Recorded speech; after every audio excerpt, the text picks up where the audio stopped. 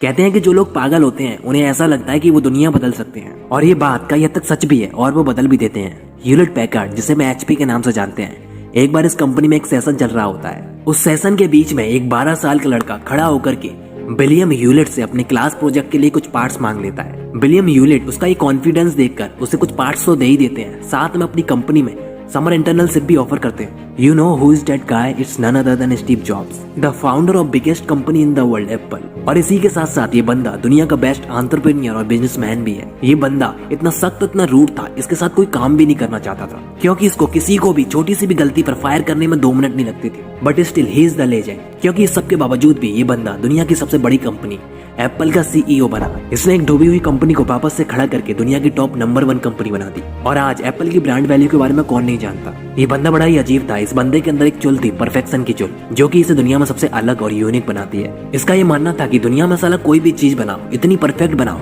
कि कोई भी देखकर उसे शॉक्ड हो जाए कि इतना परफेक्ट भी कोई हो सकता है क्या। इसके इस परफेक्शन के चुल के पीछे की भी एक कहानी है। एक बार स्टीव जॉब्स के फादर फर्नीचर की बैक साइड पर एक प्रीमियम क्वालिटी का जायका लगा रहे थे, और तभी स्टीव जॉब्स उन्हें ऐसा करते हुए लगातार देखे जा रहे थे। आखिरकार उन्होंने अपने फादर से पूछ ही लिया, पिताजी आप इतना सुंदर माइका फर्नीचर की पीछे की साइड लगा रहे हो, वो तो दीवार पर चिपकने वाला है, तो क्या फायदा इतना हाई क्वालिटी का माइका लगाकर जिसे कोई देखने वाला ही नहीं है। इसके बाद उनके फादर एक बात कहते हैं जिसकी वजह से वो एप्पल के सीईओ बने और एप्पल को एक वैल्यूएबल ब्रांड बनाया। उनके पिताजी ने कहा कि बेटा एक बार आगे का और पीछे का सेट ठीक होगा और एक बार उसे तुम देख लोगे और ठीक कर दोगे तो दुनिया में किसी इंसान को दोबारा उसे खोलकर देखने की जरूरत ही नहीं पड़ेगी। और स्टीव जॉब्स के पिताजी की इसी बात ने उनके अंदर परफेक्शन की आग लगा दी, जिस कारण दुनिया में आज स्टीव जॉब्स सच में स्टीव जॉब्स है। और ऐसे ही एक बार स्टीव जॉब्स के एम्प्लॉय एक आईफोन डिजाइन कर रहे थे, तो फिर उस आईफोन को स्टीव जॉब्स को दिखाया जाता है। स्टीव जॉब्स के मुताबिक वो आईफोन थोड़ा मोटा था। स्टीव जॉब्स अपने एम्प्लॉयज को कहते हैं कि इसे और स्लिम करो, लेकिन उनके एम्प्लॉयज इस बात से पहले ही हार मान चुके होते हैं। उनका ये कहना था कि ये फोन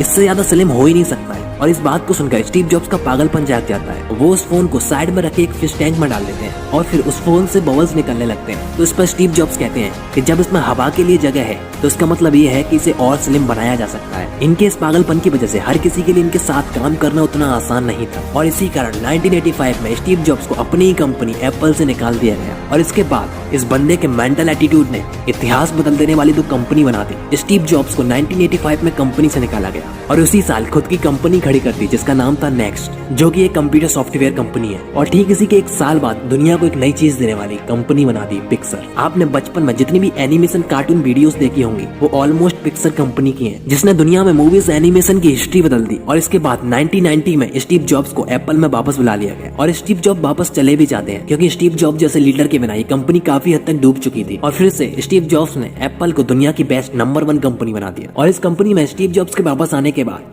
कंपनी ने एक से एक बढ़कर इन्वेंशन की, और 2011 में स्टीव जॉब्स के दुनिया से जाने के बाद आज एप्पल कंपनी में कोई इन्वेंशन नहीं हो रहे। लेकिन आज भी दुनिया से जाने के बाद स्टीव जॉब्स का वो पागलपन करोड़ों लोगों के दिलों पर राज करता है। ये बंदा अपनी जिंदगी में दौलत और शोहरत और फेम जैसी चीजों के पीछे भागने की बजाय परफेक्शन जैसे मेंटल एटीट्यूड के पीछे भागा, और सिर्फ इसका यही मेंटल एटीट्यूड आज इसे दुनिया में सबसे अलग और सबसे खास बनाता है। स्टीव जॉब्स कहते हैं कि दुनिया में महान कार्य करने का केवल एक ही तरीका है, वो काम करो जिस काम को तुम करना चाहते हो, और अगर वो तुम्हें नहीं मिला है तो उसे खोजो। अपनी जिंदगी के साथ समझौता मत करो, क्योंकि ये दुनिया तुम्हें तभी पहचानेगी जब आप दुनिया को अपनी क्षमताओं से परिचय कराओगे। Motivational success.